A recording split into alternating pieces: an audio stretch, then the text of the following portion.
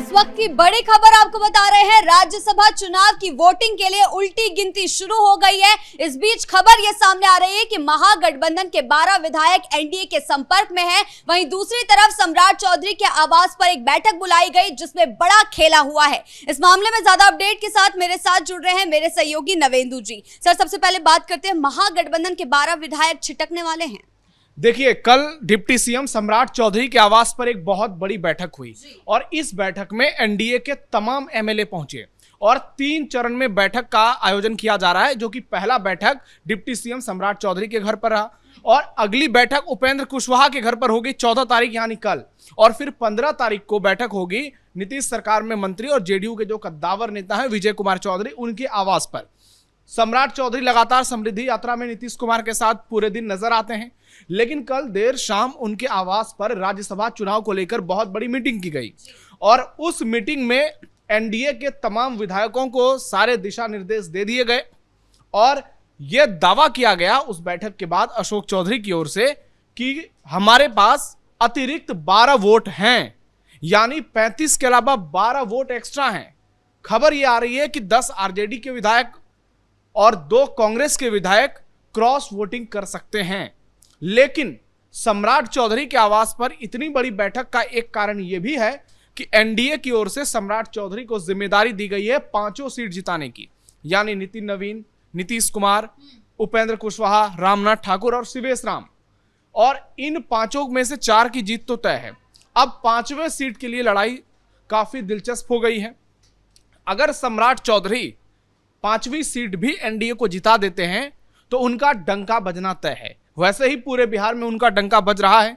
जिस तरीके से गृह मंत्रालय कामकाज कर रहा है, लगातार कानून व्यवस्था बेहतर किए जा रहे हैं और एनकाउंटर की खबरें आ रही है जिससे लोग काफी खुश नजर आ रहे हैं। तो दूसरी ओर अभी जो बैठक हो रही है वो इस लिहाज से काफी इंपॉर्टेंट है क्योंकि महागठबंधन ने भी एड़ी चोटी का जोर लगाया हुआ है। अमरेंद्रधारी सिंह मैदान में है और एनडीए की बैठक में यह तय किया गया है कि महागठबंधन को किसी भी हाल में 35 के अंडर ही रोकना है, यानी 6 का जो वो अलग से समर्थन का बात कर रहे हैं कि 5 ओवैसी के आएंगे, 1 बीएसपी के आएंगे, 41 हो जाएंगे। अगर वो आ भी जाते हैं उसके बावजूद एनडीए की कोशिश है कि महागठबंधन के पाले के कई विधायक हमारे तरफ वोट करें और इसलिए ये बड़ा दांव पे चला जा रहा है ताकि 35 के भीतर ही महागठबंधन को रोक दिया जाए। नहीं तो इसका इंपैक्ट क्या होगा? अगर मान लीजिए अमरेंद्रधारी सिंह चुनाव जीतते हैं तो 41 वोट से चुनाव जीतेंगे।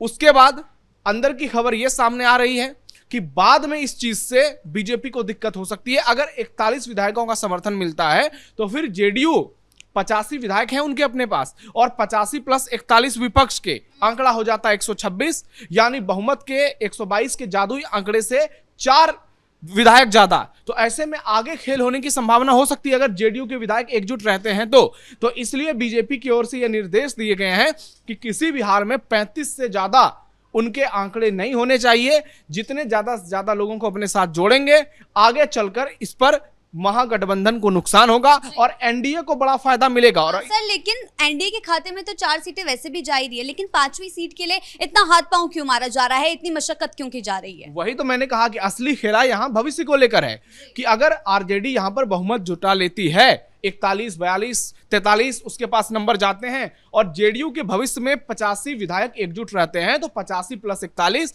126 का जादुई आंकड़ा होता है। यानी बीजेपी को साइड करके, लोजपा को साइड करके, कुशवाहा और मांझी को साइड करके जेडीयू और महागठबंधन की सरकार बन सकती है। इस बात की संभावना से इनकार नहीं किया जा रहा है।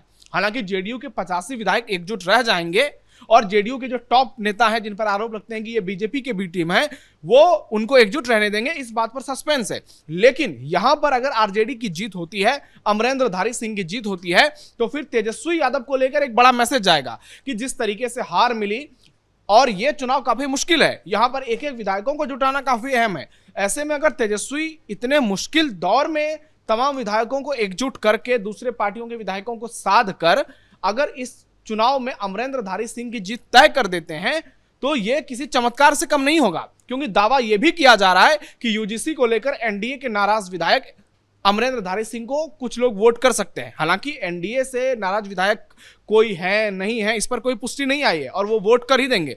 लेकिन एक बीजेपी ने रणनीति तैयार की है। यहां पर देखिए बीजेपी किस तरीके से खेल रही है। कहा जा रहा है कि जो विधायकों का बंटवारा होगा वो इस तरह से बंटवारा होगा कि जो सवर्ण विधायक होंगे उनको नितिन नवीन को वोट देने के लिए कहा जाएगा। यानी बिहार में कितने सवर्ण विधायक हैं? सब मिला के 50 से 60 या 70 के आसपास होंगे, जिसमें राजपूत समुदाय की सबसे ज्यादा है, फिर भूमिहार हैं, फिर ब्राह्मण हैं और कायस्थ विधायक हैं। तो ऐसे में इन लोगों को वोटिंग के लिए लगाया जाएगा। जितने भी ब्राह्मण विधायक हैं, राजपूत विधायक हैं और ये तमाम सवर्ण जातियों के विधायक हैं, उनको नितिन नवीन और नीतीश कुमार के लिए लगाया जाएगा। इस लिहाज से सोचिए कि उनको मौका ही नहीं मिलेगा कि अगर वो यूजीसी से नाराज हैं तो उसके बाद भी वो वोटिंग कर लें। अब 5वें सीट की लड़ाई के लिए कोई कह रहा है कि उपेंद्र कुशवाहा उम्मीदवार हैं, कई जगह से खबरें आ रही कि शिवेश राम को बीजेपी ने बनाया है। तो दोनों में जो भी होगा 5वीं सीट उसको अब सोने नहीं देगी, चाहे शिवेश राम हो या फिर उपेंद्र कुशवाहा हो। तो अंदर का जो इतना बड़ा ये समीकरण है, इस लिहाज से सम्राट चौधरी के हाथ में कमान सौंपी गई है कि एक भी विधायक अगर भीतर नाराज है तो उसकी नाराजगी को दूर करना है और ऐसे तरीके से उसको वोटिंग में फंसाना है कि आगे चलकर उसकी मंशा कामयाब ना हो पाए। दूसरी तरफ आरजेडी के 10 विधायक, ये जो 12 विधायकों का आंकड़ा है उसमें आरजेडी के 10 विधायक का नाम लिया जा रहा है कि करीब 10 विधायक टूट सकते हैं, और कांग्रेस के 2 विधायक, हालांकि 6 में से 2 विधायक कांग्रेस के मुस्लिम हैं और उसमें 4 अलग से हैं। तो ऐसे में देखना ये होगा क्या कांग्रेस के विधायक वोटिंग करते हैं, क्योंकि कांग्रेस की भी मीटिंग हुई थी कुछ दिन पहले भी। पहले तो दही चोड़ा भोज में नहीं पहुंचे, फिर मनरेगा की मीटिंग में नहीं पहुंचे, उसके बाद भी एक मीटिंग हुई थी और यह खबर आई सामने कि कांग्रेस के उसमें कई विधायक नहीं पहुंचे। तो ऐसे में लगातार इस तरीके से विधायकों की नाराजगी इस चुनाव में भारी पड़ सकती है। और अगर आप देखिए राज्यसभा चुनाव को, तो ये एक तरह से साख की लड़ाई भी बन चुका है कि एक तरफ सम्राट चौधरी की साख दांव पर है, दूसरी ओर तेजस्वी यादव, यानी लड़ाई सम्राट बनाम तेजस्वी की होती हुई नजर आ रही है। और अगर एनडीए 5-0 से जीत जाता है तो ये तय मानकर चलिए आगे का जो नैरेटिव होगा वो तेजस्वी और महागठबंधन के लिए बहुत बड़ा, उनको गिराने में भूमिका अदा करेगा। दूसरी ओर अगर तेजस्वी जीत दर्ज कर लेते हैं तो फिर एनडीए की नाक कट जाएगी, फिर ये जो ऑपरेशन लोटस है, चाणक्य की नीति है, इस पर सवाल उठेंगे और तेजस्वी यादव का कद बढ़ेगा। तो बहुत सारे दांव पे चले जा रहे हैं। अब तो 72 घंटे से भी कम का वक्त रह गया है। ऐसे में देखना यह होगा कि कहीं विधायकों को कैद करने का सिस्टम तो शुरू नहीं होता है। क्या आरजेडी विधायकों के लिए एक होटल का इंतजाम नहीं करेगी? क्या कांग्रेस अपने विधायकों को कहीं एक जगह पर कैद करेगी? या फिर एनडीए के कुछ विधायकों को रखा जाएगा? क्योंकि हम कई बार देखते हैं जब राज्यसभा की वोटिंग होती है या फिर आप देखिए कि जब सत्ता के लिए बहुमत परीक्षण होता है विधानसभा में, तब कई बार विधायकों को रखा जाता है, ऐसे रखा जाता है लग रहा है वो जेल के कैदी हैं। तो इससे समझिए कि एक सीट कितनी इंपॉर्टेंट होती है। और अमरेंद्रधारी सिंह भूमिहार जाति से हैं, यूजीसी का मुद्दा है। ऐसे में तेजस्वी यादव के लिए उनको भी जिताना एक चुनौती रहेगी, क्योंकि आरजेडी के भी जो फॉरवर्ड विधायक हैं, हालांकि उसमें बहुत कम लोग हैं, उनकी नाराजगी क्या होगी? उनके जो बैकवर्ड विधायक हैं, क्या यादव विधायक कोई टूट सकते हैं? तो बहुत सारी खबरें आ रही है। अब सम्राट चौधरी ये तय करेंगे कि एनडीए के 5वें उम्मीदवार की जीत होगी या फिर नहीं होगी। सर, तेजस्वी के लिए अभी सबसे बड़ी चुनौती ये है कि एकजुटता को बनाए रखना। अगर वो इसमें खड़े नहीं उतर पाते हैं, अगर वो इस परीक्षा में पार नहीं कर पाते हैं, तो ये आगे चलकर कितना बड़ा असर डालेगी? देखिए, उनके लिए सबसे बड़ी चुनौती है कि कैसे दूसरी पार्टियों के विधायक को, खास करके ओवैसी और बीएसपी का समर्थन ले लें, जिसकी संभावना नजर आ रही है। लेकिन उससे भी बड़ी चुनौती है कि अपने विधायकों का कैसे ख्याल रखें। इस बात की क्या गारंटी है कि तेजस्वी के विधायक नहीं टूटेंगे, क्योंकि सत्ता पक्ष बहुत मजबूत है, 202 विधायकों का समर्थन है। ऐसे में बहुत सारे विधायक ऐसे होंगे जो इधर आना चाह रहे होंगे।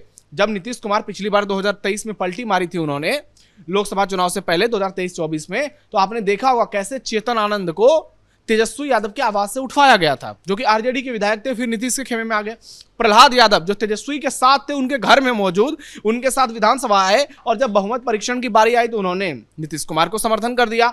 उसके अलावा विभा देवी की बात की जाती है, बहुत सारे ऐसे विधायक रहे जिन्होंने समर्थन दे दिया एनडीए को, जो कि महागठबंधन के खेमे में थे। विभा देवी मंच पर नजर आई थी पीएम मोदी के। तो इसलिए तेजस्वी यादव के सामने बहुत सारी चुनौतियां हैं और ऐसा ना हो कि वो 41 के चक्कर में ओवैसी और बीएसपी के पीछे रह जाए और उनके विधायक, कांग्रेस के विधायक या फिर लेफ्ट के 3 विधायक हैं, उनमें कोई सेंधमारी ना हो। इसलिए अब एक एक सीट, एक एक मिनट और एक एक दांवपेच बिहार की सियासत में बहुत इंपॉर्टेंट हो गया है। और अब देखना यह होगा कि आने वाले 24 घंटे में क्या कोई नया समीकरण निकलकर सामने आता है, क्या कोई बड़ी खबर सामने आती है। हालांकि आज बहुत बड़ी बैठक होने वाली है, कल भी बैठक है, परसों भी बैठक है, तो इन बैठकों से क्या निचोड़ निकलता है वो तय करेगा कि राज्यसभा चुनाव में किसकी बाजी कामयाब होगी, कौन जीत दर्ज करेगा। जी बहुत बहुत धन्यवाद आपका इन तमाम जानकारियों के लिए। तो राज्यसभा चुनाव के लिए अब सिर्फ 72 घंटे का समय बचा है। देखने वाली बात यह होगी कि क्या तेजस्वी के अमरिंदरधारी सिंह इस सीट पर बाजी मार लाएंगे या फिर एनडीए कोई बड़ा खेल करके इस सीट पर भी अपना कब्जा जमा लेगा। ब्रेकिंग न्यूज में फिलहाल इतना ही। कैमरा पर्सन राजकुमार के साथ मैं शिवानी रतूड़ी, कैपिटल टीवी बिहार।